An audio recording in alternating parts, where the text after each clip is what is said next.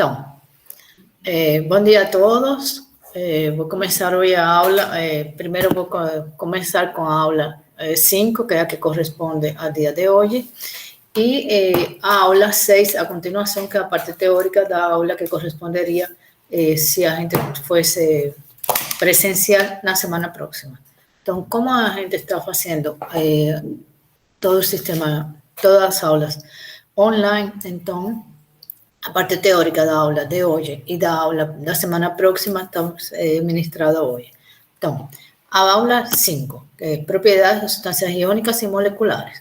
Então, as substâncias, então, elas podem ser classificadas em dois tipos de grupos, de acordo com quê? Com seu comportamento quando eu tenho ela em uma solução e eu tenho a passagem de uma determinada da corrente elétrica. Então, elas podem ser classificadas, então, com substâncias que conduzem à eletricidade e substâncias que não conduzem à corrente elétrica. Então, as substâncias que conduzem à corrente elétrica, elas são chamadas de eletrólitos. Incluem a maior quantidade de substâncias inorgânicas, como ácidos e bases, sais, e as últimas, então, as outras, então, as que não conduzem à eletricidade, são designadas como não eletrólitos. Exemplos de sustancias no electrólitos son la mayoría de sustancias orgánicas, como por ejemplo sacarose, etanol, glicerina, etc. Mas temos que tomar cuidado, porque existen algunas sustancias orgánicas que conducen a electricidad, porque ellas, cuando diluidas en agua, forman sustancias que son electrólitos, que son los ácidos carboxílicos. Entonces, ¿cuál es el requisito fundamental para que una sustancia sea denominada como electrólito? Que obtenha a formação de cargas, de espécies carregadas na solução. É decir, que eu tenha a presença na solução quando ela se dissolve de cátions e ânions. Então, quando se dissolvem os sólidos iônicos, por exemplo, o sal de cocina, ou cloreto de sódio, ou cloreto de potássio, quando elas estão em estado sólido, eles formam cristais sólidos. Mas na hora que você coloca eles em água, eles se dissolvem inmediatamente y formándolos y se disociando la estructura cristalina, formando los iones potasio y cloro. Entonces, ahí en ese caso hay a disolución, es decir, a quebra de estructura cristalina. No existe ionización. ¿Por qué? Porque los átomos correspondientes de los sais, como cloreto de sodio, cloreto de potasio, das bases também, eles estão formados já são íons em uma estrutura cristalina. Então, ou seja, o que acontece é uma dissociação dos íons e não uma ionização. Então, os eletrólitos que não são sais, eles sofrem ionização. Por exemplo, o ácido acético. Quando eu tenho o ácido acético dissolvido em água, ele forma o íon acetato e o íon hidrogênio. Então, sendo então que essas espécies carregadas são as chamadas de íons e que conduzem, então, é possível que elas conduzam, então, à eletricidade. Então, por exemplo, se eu tiver no eletrólito, uma solução de sacarose, por exemplo, ela não é um eletrólito, ela se dissolve en agua, mas cuando ela se dissolve en agua, ela se dissolve como molécula. Al disolverse como molécula, não quebra a estrutura da molécula, então a sacarose, então, ela não gera íons. E ao não gerar íons, então, não mantém, não é possível que ela conduza a eletricidade. Então, assim nós podemos saber que quando eu tenho moléculas orgânicas, geralmente elas se mantêm intactas após a dissolução em água. Então, se a substância não estiver dissolvida, não haverá solução. Por exemplo, se eu tenho o sal sem dissolução, ela não vai, não tem solução, então eu tenho uma mistura. Sim, uma mistura heterogênea, pode ser uma mistura heterogênea. Mas, ao não ter a dissolução, ela não conduz a eletricidade. Ela vai conduzir a eletricidade uma vez que ela gera os íons, é decir, uma vez que se dissocie. Então, portanto, se a substância se dissolver sem gerar íons, como por exemplo a sacarose, então não haverá solução, não haverá uma solução em íons e, portanto, não tem uma solução electrolítica.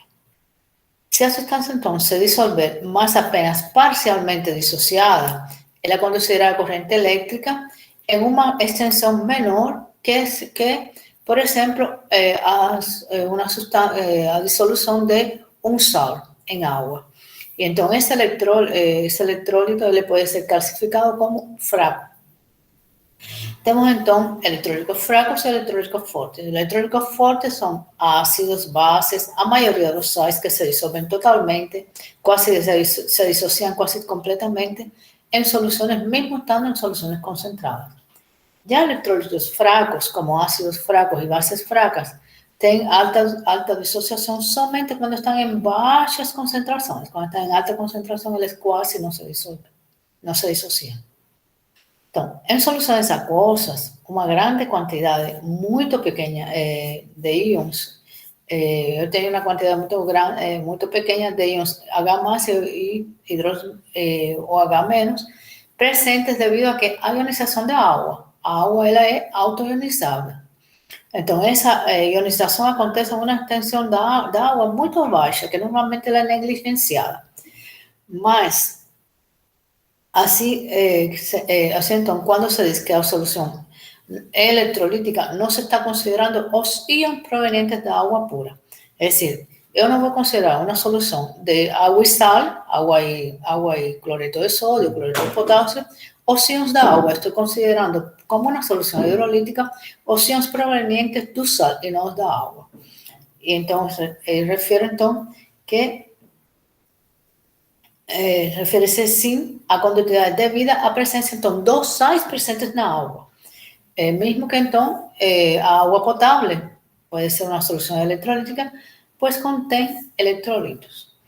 Então, deve-se notar, então, que uma substância se comporta como um eletrolito em água, por exemplo, cloreto de sódio, e pode deixar de ser eletrolítica em outros solventes, como, por exemplo, éter e hexano.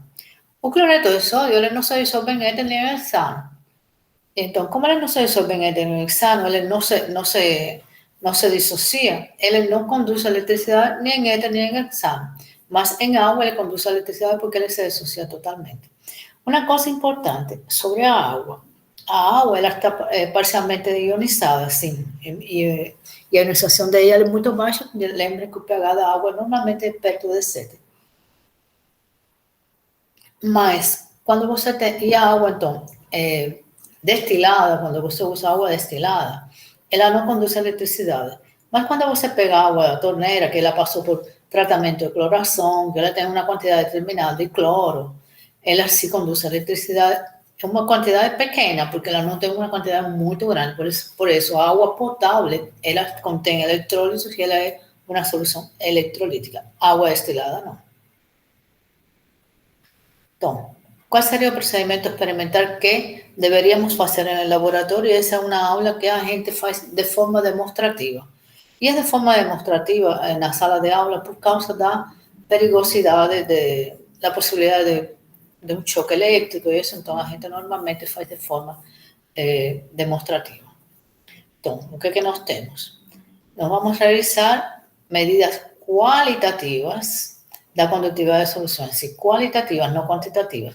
As quantitativas seriam usando um condutivímetro.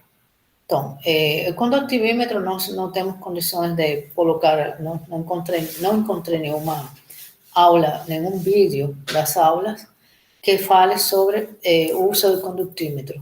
Então, por isso, condutivímetro. Então, por isso eu não coloquei a parte de condutividade usando a medida dela. Mas, para vocês saberem, existe um equipamento chamado condutivímetro, que ele permite medir a condutividade das substâncias. E também em função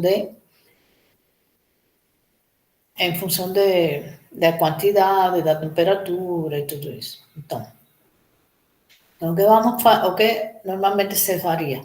Realizar medidas qualitativas e quantitativas, mas a gente só seria qualitativas, dos itens a seguir, A até H.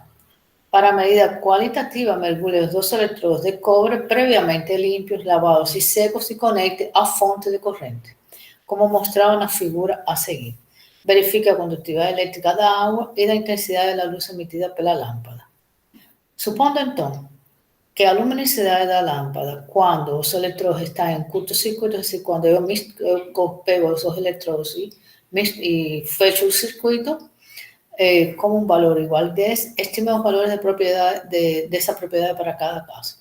Mas, como são vídeos, eu não pedi para vocês fazerem isso, mas na sala de aula a gente normalmente solicita isso.